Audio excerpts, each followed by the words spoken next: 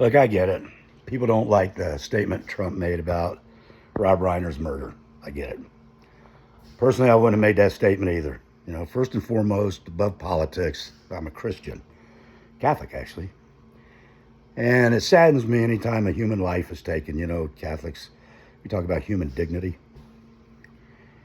And I feel that sadness when a human life is just taken so suddenly and violently the way it was on October 7th in Israel a couple of years ago, or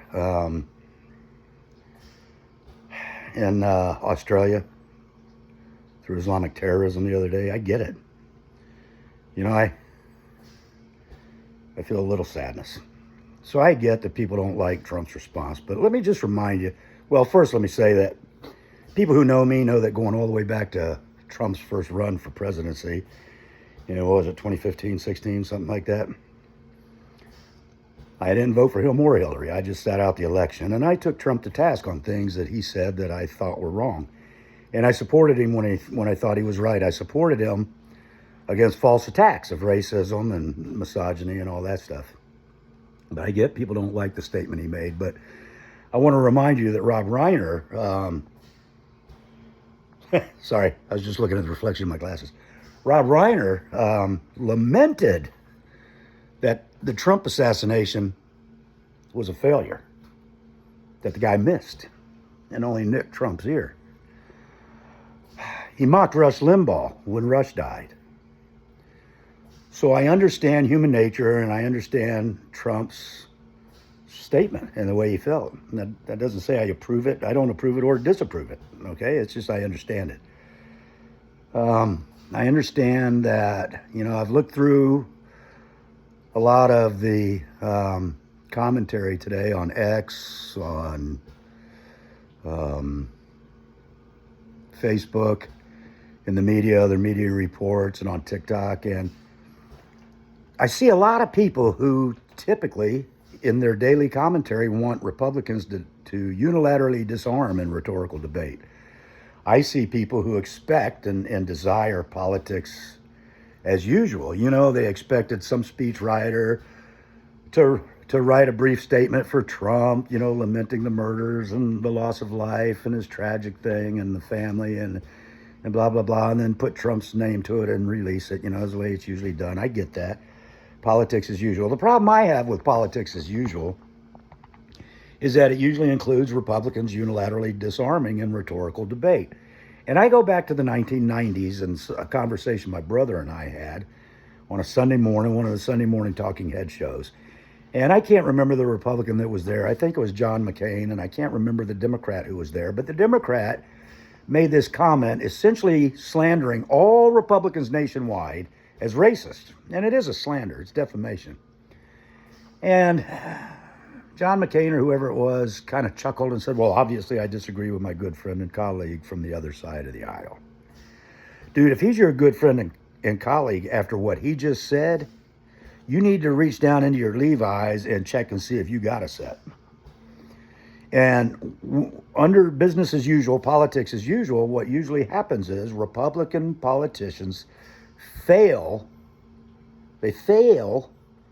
to support and defend the rank and file Republican, the rank and file conservative like me and you, against defamation, against slander. And, you know, that's why we're seeing the effects of slander going all the way back to the 1960s and possibly earlier about racist and sexist and misogynist and homophobic and all these things sticking because the Republicans never forcefully pushed back. And people like Trump pushed back. And Republicans as well as Democrats and in the media and news and entertainment media and academia and politics, none of them are used to push back from Republicans. Not the way Trump does it. And not the way some of these other folks are doing it, like Tom Homan, Kristi Noem, and everybody, Pam Bondi. They're not used to it. And they don't know how to respond to it. But let's look at people like AOC and Ilhan Omar, you know, and this is not U2ism or whatever they call it, you know, but whataboutism and all that stuff. I'm saying politics is changing. There's no more politics as normal because conservatives are fed up. Republicans are fed up. And there's an entire radical left wing running the Democrat Party that's fed up on their end. And that's why they're shooting people like Charlie Kirk and Donald Trump.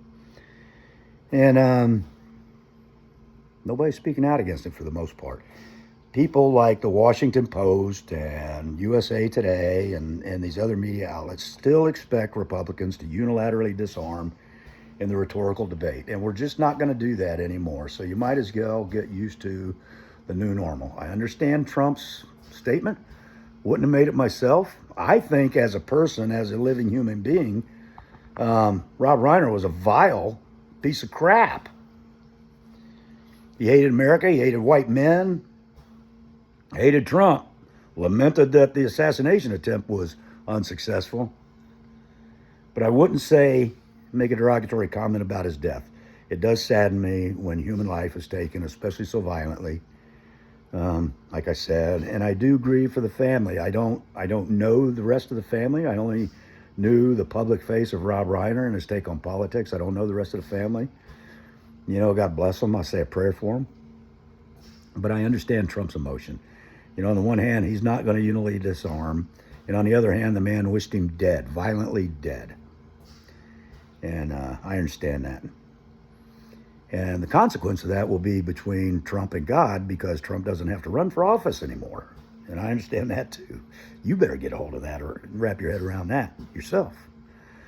So look, I love you. I wish you peace in your life. I pray for you. And I'll see you again real soon. In the meantime, if you're Republican, if you're conservative, stick to the truth, stick to God, and refuse to unilaterally disarm. It's time to rhetorically, at least, engage this battle for the soul, the heart and soul of America. God bless. I love you.